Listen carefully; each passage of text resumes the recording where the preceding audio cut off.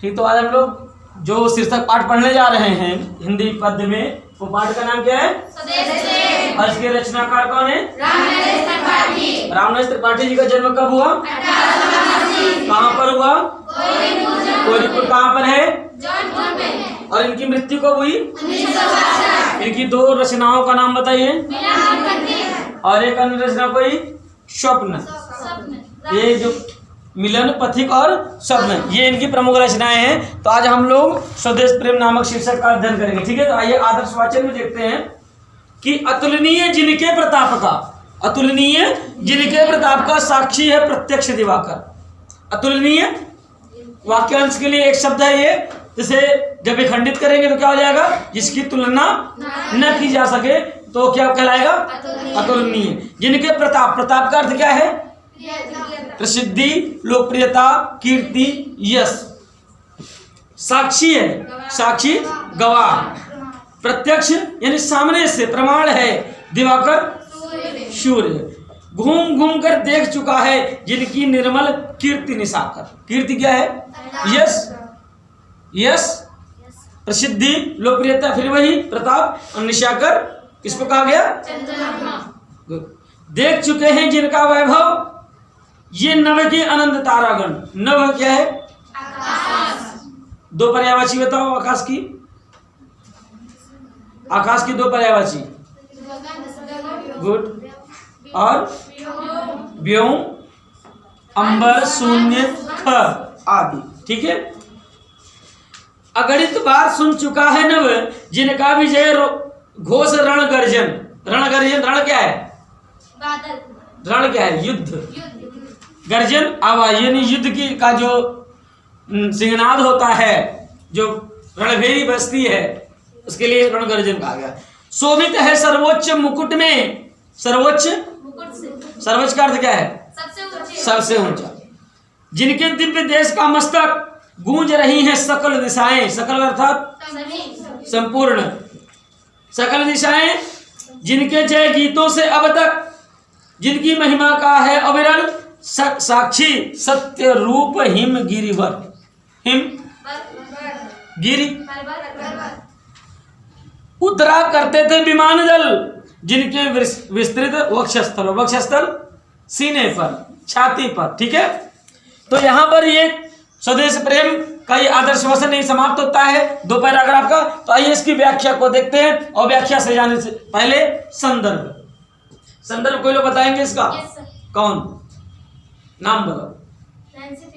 ठीक है, बताओ। प्रस्तुत गद्यांश हमारी पाठ्य पुस्तक हिंदी काव्य संकलन में संकलित स्वदेश प्रेम नामक शीर्षक से होते थे। इसके रचनाकार द्विवेदी युग के कवि रामनरेश त्रिपाठी। द्विवेदी युग गद्य में चलता है।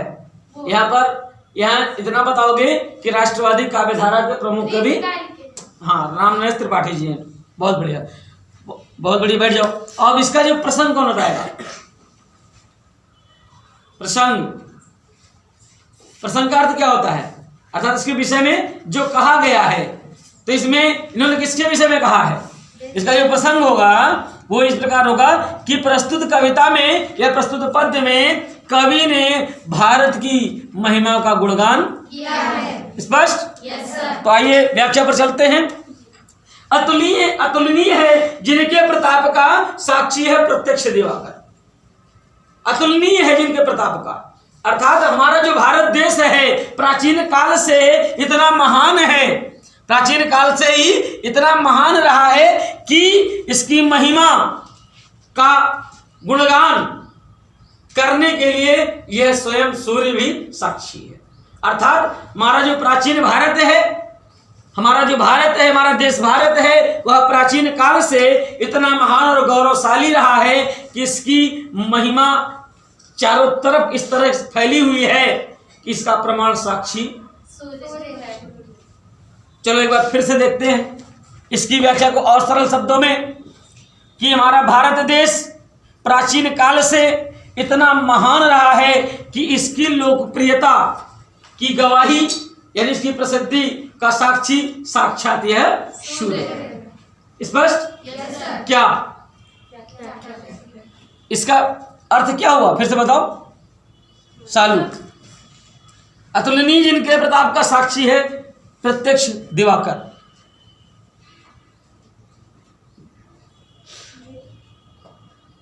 बैठ जाओ, ध्यान से सुनो पहले, इसलिए मैं सरल करने का प्रयास और कर रहा हूं कि भारत जिस देश में हम रहते हैं उस देश का क्या नाम है? भारत। ठीक है, तो हम भारत के वासी हैं, तो हमारा कर्तव्य है, हमारा उत्तरदायित्व है कि हम अपने विकास के साथ साथ समाज का, देश का विकास करें। वो कैसे हो सकता है कि जब हम स्वयं का विकास करेंगे तो हमारे परिवार का विकास होगा, परिवार से समाज का विकास होगा, समाज का विकास जब होगा तो राज्य का होगा, राज्य का होगा तो देश का भी होगा।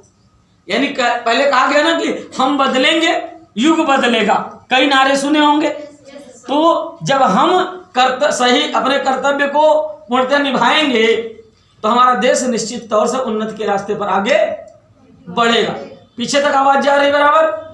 तो पीछे कौन लिख रही है? खड़ी हो जाओ बालिके, कहा लिख रही हो, क्या नाम है? कौन तिवारी? आरती तिवारी। तो हम तुम्हारी वंदना करें कि आराधना करें? क्या लिख रही हो?